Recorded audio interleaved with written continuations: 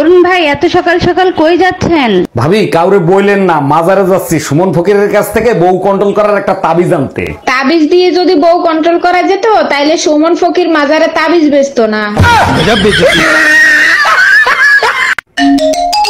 আসসালামু আলাইকুম আম্মাজান, ঈদ মোবারক। বলেন জামাই, এবার কুরবানি ঈদে গরু কুরবানি দিবা না ছাগল কুরবানি দিবা? আপনার মেয়েরে বিয়ে করে আমি নিজেরে কুরবানি দিছি, তাতে কি আপনাদের মন ভরে নাই? আরে জামাই, কুরবানি ঈদে গরু ছাগল কুরবানি দিতে হয়, গাধা না। দেখা করেছিল ওনার সাথে? হ্যাঁ, কি বললেন উনি? এক গ্লাস দুধ অফার করলেন। দুধ অফার করলেন? আর সেটা তুমি খেলে? হ্যাঁ তুমি জানো উনি কে? হ্যাঁ, তুমি তো নাম বলেছিলে, শ্যামল দত্ত। নাম জিজ্ঞেস করিনি, উনি কে সেটা জানো? আমার কাছে পুলিশ অফিসার হলে তোমার কাছে নিশ্চয়ই পুলিশ কমিশনার হবেন না? জোক মারছো? শ্যামল দত্ত আমার বাবা হন। হ্যাঁ, এ তুমি আগে বলনি কেন যে তুমি পুলিশের মেয়ে? কেন, আগে জানলে আমার সাথে প্রেম করতে না, ছাদে দাঁড়িয়ে হাত নাড়তে না? হ্যাঁ, করতাম নাড়তাম, কিন্তু আগে তো বলা উচিত ছিল। তুমি আমাদের ব্যাপারে কি বললে? পাগল, কেউ কিছু বলে নাকি? আমি বলেছি। হ্যাঁ, এবার তুমি ওনার কাছে গিয়ে জিজ্ঞেস করো উনি কি বলছেন। আবার? হ্যাঁ, আবার যাবে তুমি ওখানে। আসসালামু আলাইকুম অরুণ ভাই, ভালো আছেন? জি ভাবি, ভালো আছি। শুনলাম সাগর ভাই নাকি কুরবানির গরু কেনছে, কই একটু দেখান তো। আরে ভাই, একটু আগে আসলেই পাইতেন। আপনার ভাই একটু আগে গরু নিয়ে ঘুরতে গেছে। গরু নিয়ে ঘুরতে গেছে? কুরবানির গরু কেনছে না মার্সিডিজ কেনছে?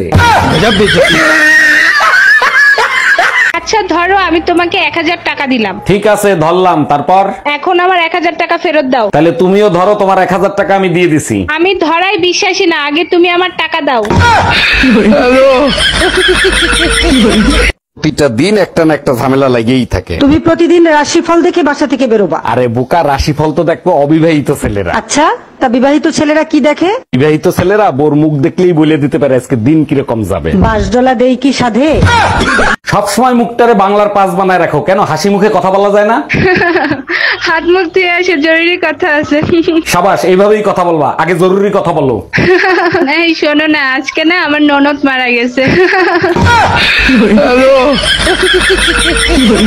তুমি আর জীবনে আমার কাছে কল দিবা না।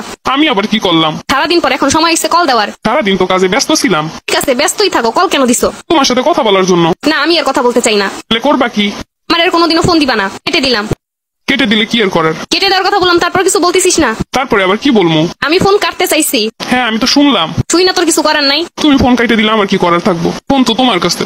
তুই আমার কাছে সরি বলবি না, তুই আমারে ভালো করে বুঝাবি না, আমার রাগ ভাঙাবি না। তুমি তো বলছো জীবনেও কল দিবা না। শালার ঘরে শালা, এর জন্য কি তুই জীবনেও কল দিবি না? তুমি নিষেধ করলে আমি কি সেটা করতে পারি?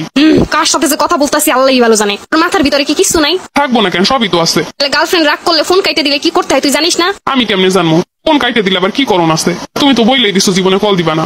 ই আল্লাহ, এরকম মাথা মোটার কপালে পইরা আমার যে কি অবস্থা হইছে। রাগ করলেও বোঝে না, রাগ না করলেও বোঝে না, অভিমান করলেও বোঝে না। তুমি আমারে শিখাই বুঝাই নিলেই তো হয়। 2টা বছর হয়ে গেছে তোরে বুঝাইতে বুঝাইতে। এখনো যদি বুঝানো লাগে তাহলে বাকি জীবনটা আমি বুড়ি হয়ে যাবো তোরে বুঝাইতে বুঝাইতে।